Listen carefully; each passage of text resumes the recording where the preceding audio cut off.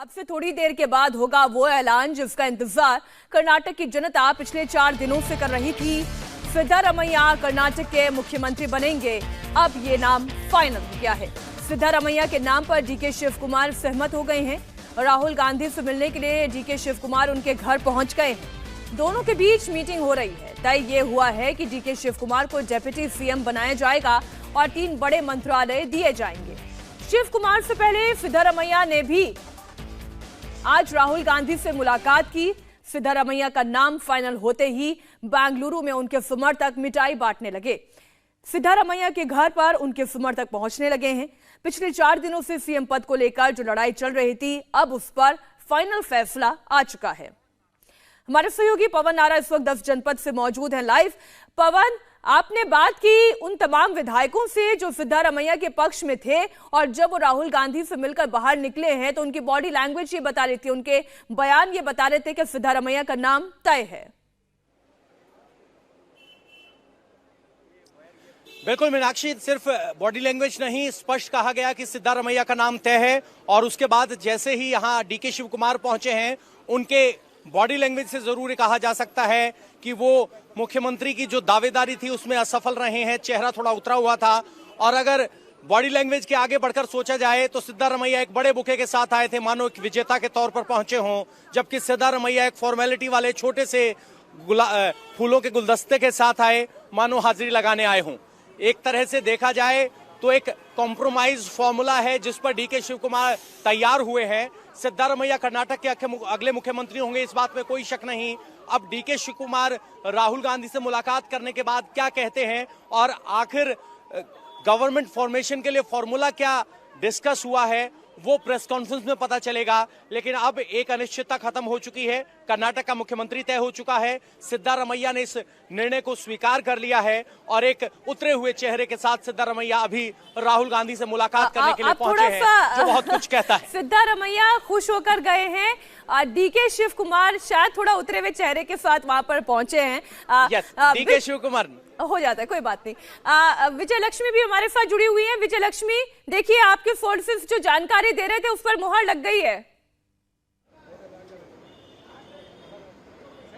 बिल्कुल मीनाक्षी, क्योंकि जब से बातचीत हो रही थी उसमें हमेशा फ्रंट रनर जो है वो सिद्धारमैया ही आगे निकल कर आ रहे थे। और पिछले 3 दिनों से हम ये खबर चला रहे थे और कभी भी ऐसा नहीं हुआ जब लगा हो कि सिद्धारमैया रेस में पिछड़ रहे हैं। हालांकि डीके शिव कुमार अड़े रहे अपनी बातों पर, लास्ट मोमेंट तक वो अड़े रहे। कल भी रात को जब उनकी मल्लिकार्जुन खड़गे साहब से मुलाकात हुई, उन्होंने तमाम अपने पक्ष में जो है बातें, चीजें बताई कि कैसे उन्होंने बहुत मेहनत की, कैसे उन्होंने पार्टी को जो है वो कर्नाटका में बिल्ड किया और कैसे 2019 के क्राइसिस में जब कांग्रेस पार्टी बहुत बुरे दौर से गुजर रही थी, तब भी डीके शिव कुमार पार्टी के वफादार कार्यकर्ता के तौर पर, वफादार प्रदेश अध्यक्ष के तौर पर खड़े रहे। लेकिन कई सारी चीजें हैं जो उनके सपोर्ट में नहीं है। एक तो विधायकों का समर्थन जो है वो ज्यादातर सिद्धारमैया के साथ था, और 5 गारंटीज का जो भरोसा कर्नाटक की जनता को कांग्रेस पार्टी ने दिलाया, उसके लिए एक सशक्त एडमिनिस्ट्रेटर की जरूरत है। और शायद कांग्रेस पार्टी को लगता होगा क्योंकि सिद्धारमैया पहले मुख्यमंत्री रहे हैं,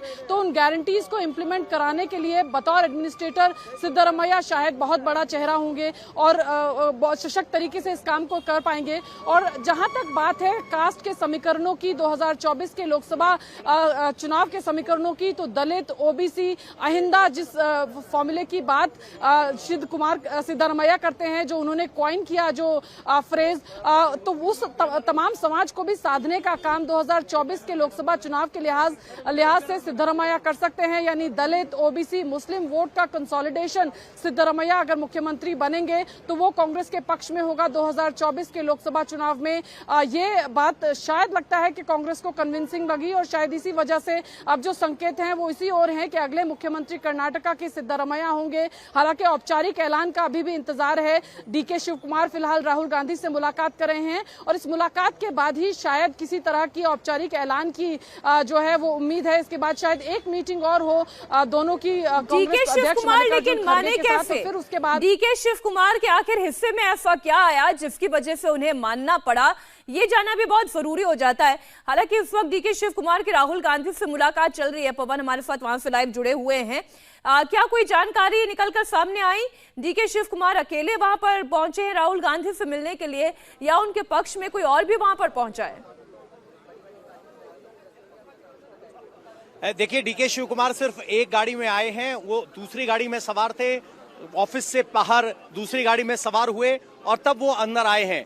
जहां तक डीके शिव कुमार का है तो आपको नहीं भूलना चाहिए कि इसमें एक बहुत बड़ी बात यह भी थी कि डीके शिव कुमार के खिलाफ ईडी और सीबीआई के मामले हैं। मान लीजिए उन्हें मुख्यमंत्री बनाया जाता तो कांग्रेस की परसेप्शन के लिए कितना खराब होता कि एक सिटिंग मुख्यमंत्री को ईडी पूछताछ के लिए बुलाती है। वो भी एक बहुत बड़ा फैक्टर रहा जो डीके शिव कुमार के अगेंस्ट काम किया। जो डीके शिव कुमार के पक्ष की बात थी वो ये थी कि वो एक एडमिनिस्ट्रेटर बहुत अच्छे हैं, अगर इस लिहाज से देखा जाए तो ईडी, सीबीआई, आईटी, इन तमाम तरीके की जांच के दायरे में तो खुद राहुल गांधी रहे, और राहुल गांधी इसे एक तरीके से एक वॉरियर के तौर पर इसे लेते हैं। तो इंडिया टीवी हर वक्त हर जगह डाउनलोड करने के लिए सर्च करें India TV news Google play store या ऐप स्टोर पर।